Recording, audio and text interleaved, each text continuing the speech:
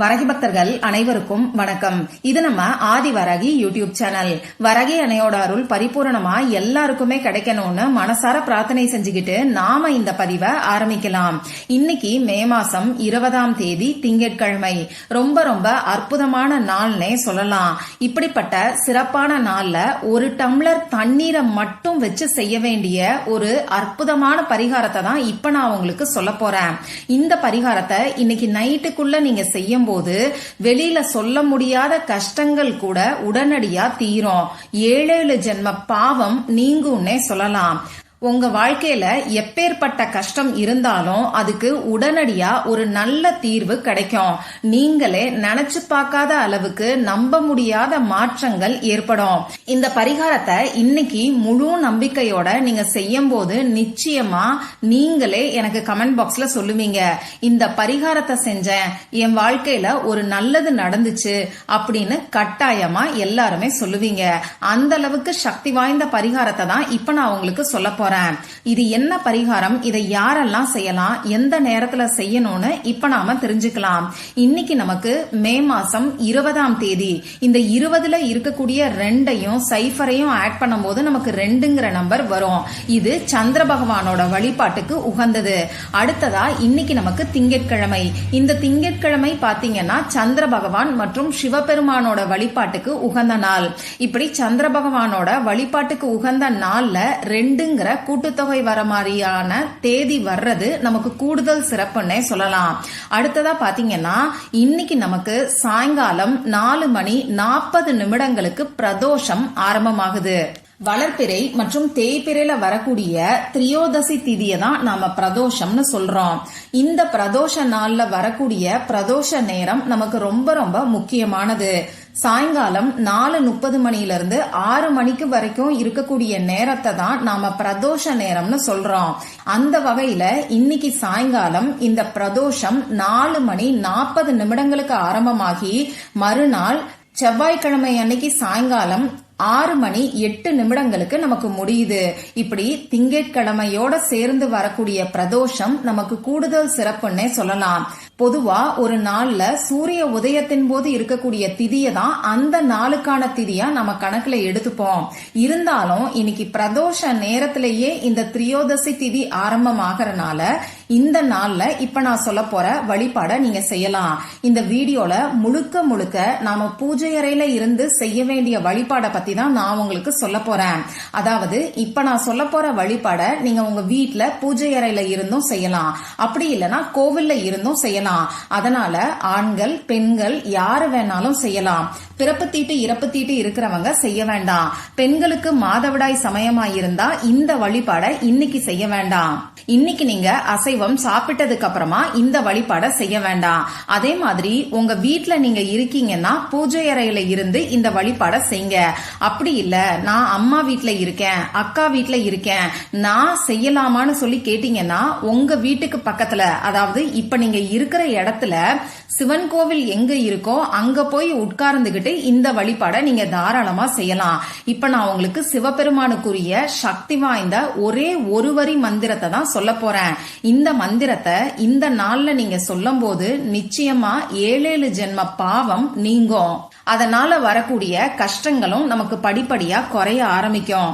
இந்த மந்திரத்தை இன்னைக்கு சொல்ல முடியாதவங்க வேற எப்பெல்லாம் சொல்லலாம்னு பாத்தீங்கன்னா ஒவ்வொரு வாரமும் வரக்கூடிய திங்கட்கிழமை நாள்ல இந்த மந்திரத்தை நீங்க சொல்லலாம். அதே மாதிரி திங்கட்கிழமையோட சேர்ந்து வரக்கூடிய பிரதோஷ நாள்லயும் இந்த மந்திரத்தை நீங்க சொல்லலாம். இன்னைக்கு நமக்கு சாயங்காலம் 4:40 தான் இந்த திரியோதசி திதி ஆரம்பமாகுது. அதனால இன்னைக்கு இந்த வழிபாட சாயங்காலம் 4:40 மேல 6 மணிக்குள்ள இருக்கக்கூடிய இடைப்பட்ட நேரத்துல நீங்க செய்யலாம். இப்படி இந்த பிரதோஷ நேரத்தை தவற விட்டுட்டவங்க வேற என்ன பண்ணலாம்னு பாத்தீங்கன்னா நைட்டு 8 மணி வரைக்கும் இருக்கக்கூடிய இடைப்பட்ட நேரத்துல, அதாவது சாயங்காலம் 4:40 மேல நைட்டு 8 மணிக்குள்ள இருக்கக்கூடிய இடைப்பட்ட நேரத்துல இந்த மந்திரத்தை நீங்க சொல்லலாம். சிவபெருமானுக்கு நிறைய பெயர்கள் இருக்கு. அதுல ஒரு பெயர் தான் சோமேஸ்வரர். சந்திர பகவான தன் தலை மேல சூடி இருக்கக்கூடிய சிவபெருமான தான் நாம சோமேஸ்வரர்னு சொல்றோம். அந்த வகையில சோமேஸ்வரருக்கான ஒரு வரி மந்திரத்தை தான் இப்ப நான் உங்களுக்கு சொல்ல போறேன். இப்போ இந்த வழிபாட்டுக்கு தேவையான பொருட்கள் என்னன்னு பாத்தீங்கன்னா, ஒரே ஒரு டம்ளர் தண்ணீர் மட்டும்தான் நமக்கு தேவைப்படும்.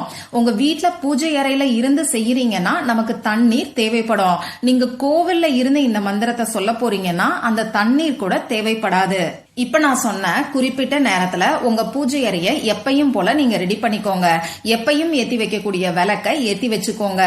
இப்போ உங்க பூஜை அறைக்கு முன்னாடி ஏதாவது ஒரு விரிப்பையோ மனை பலகையோ சேரையோ போட்டு நீங்க உட்கார்ந்துக்கோங்க. உங்க முன்னாடி ஒரு டம்ளர் தண்ணீரை நீங்க வச்சுக்கோங்க. குடிக்கிற தண்ணீரா வச்சுக்கோங்க. கோவில்ல உட்கார்ந்து இந்த மந்திரத்தை சொல்ல போறீங்கன்னா விரிப்பு விரிக்கணுங்கிற அவசியம் கிடையாது. சாதாரணமா கோவில்ல எங்கேயாவது ஒரு இடத்துல உட்கார்ந்துகிட்டு இந்த மந்திரத்தை நீங்க சொல்லலாம். இப்போ இந்த வழிபாட எந்தெந்த பிரச்சனைகளுக்காக செய்யலாம்னு பாத்தீங்கன்னா, எந்த விதமான கஷ்டம் உங்களுக்கு இருந்தாலும் இந்த வழிபாட நீங்க செய்யலாம். அது பண கஷ்டமா இருந்தாலும் சரி, கடன் பிரச்சனையா இருந்தாலும் சரி, திருமணம் நடக்கிறதுல தடைகள் இருந்தாலும் சரி, குழந்தை பாக்கியம் கிடைக்கிறதுல தடைகள் இருந்தாலும் சரி, இன்னும் ஒரு சிலருக்கு கணவன் மனைவி ஒற்றுமை இருக்காது, கணவருக்கு கெட்ட பழக்கங்கள் இருக்கும். இந்த மாதிரியான எந்த பிரச்சனை இருந்தாலும் சரி, வெளியில சொல்ல முடியாத கஷ்டம் இருந்தாலும் சரி, அந்த கஷ்டம் உடனடியா சரியாகிறதுக்கு இந்த வழிபாட இன்னைக்கு நீங்க செய்யலாம். ஆனா ஒரு சமயத்துல ஒரே ஒரு வேண்டுதலுக்காக மட்டும்தான் இந்த வழிபாட நீங்க செய்யணும். அதே மாதிரி நீங்க உங்க ஃபேமிலி மெம்பர்ஸ்க்காக இந்த வழிபாட செய்யலாம். இப்போ உங்க பூஜை அறைக்கு முன்னாடி ஒரு டம்ளர் தண்ணீரை வச்சு உட்கார்ந்ததுக்கு அப்புறமா உங்க குலதெய்வத்துக்கிட்டையும் அந்த சோமேஸ்வரர் கிட்டையும் மனசார உங்களுடைய கஷ்டம் என்னவோ, அதாவது ஒரே ஒரு வேண்டுதலை மட்டும் சொல்லி பிரார்த்தனை செஞ்சுக்கோங்க. இதுக்கப்புறமா இப்ப நான் உங்களுக்கு ஸ்கிரீன்ல கொடுத்திருக்கக்கூடிய மந்திரத்தை 108 முறை சொல்லுங்க. அந்த மந்திரம் என்னன்னு இப்ப நான் உங்களுக்கு சொல்லி காமிக்கிறேன். ஓம் சோமேஸ்வராய சதா சிவாய நமக. ஓம் சோமேஸ்வராய சதா சிவாய நமக. ஓம் சோமேஸ்வராய சதா சிவாய நமக. இந்த மந்திரத்தை இன்னைக்கு 108 முறை சொல்லுங்க. 108 முறை சொல்லும் போது நிறுத்தி நிதானமா சொல்லுங்க. 108 முறை எண்ணிக்கை கணக்குக்காக உங்ககிட்ட இருக்கக்கூடிய டைமண்ட் கல்கண்டு, உடைச்ச கடலை, கொண்டை கடலை, மொச்சை, ஏலக்காய், கிராம்பு இந்த மாதிரியான பொருட்கள்ல ஏதாவது ஒண்ண நீங்க பயன்படுத்திக்கோங்க. இப்போ கோவில்ல இருந்து இந்த மந்திரத்தை சொல்றீங்கன்னா ஒரு 10 நிமிஷத்துக்கு இந்த மந்திரத்தை நீங்க சொன்னா போதும். கோவில்ல சொல்லும் போது எண்ணிக்கை கணக்கு வச்சுக்கணுங்கிற அவசியம் கிடையாது. இப்படி இந்த மந்திரத்தை சொல்லி முடிச்சதுக்கு அப்புறமா திரும்பியும் ஒரு தடவை நீங்க சிவபெருமான் கிட்ட மனசார பிரார்த்தனை செஞ்சுக்கோங்க. இப்படி மந்திரத்தை சொல்லி முடிச்சதுக்கு அப்புறமா நீங்க வச்சிருக்கக்கூடிய தண்ணீரை யாருக்காக வேண்டுதல் வச்சிருக்கீங்களோ அவங்க கிட்ட கொடுத்து இந்த தண்ணீரை நீங்க குடிக்க சொல்லுங்க. அவங்க உங்க பக்கத்துல இல்ல, ரொம்ப தூரமா இருக்காங்கன்னா பரவாயில்ல, இந்த தண்ணீரை நீங்களே அவங்கள மனசுக்குள்ள நினைச்சுக்கிட்டு குடிச்சிருங்க. இவ்வளவுதாங்க இந்த வழிபாடு.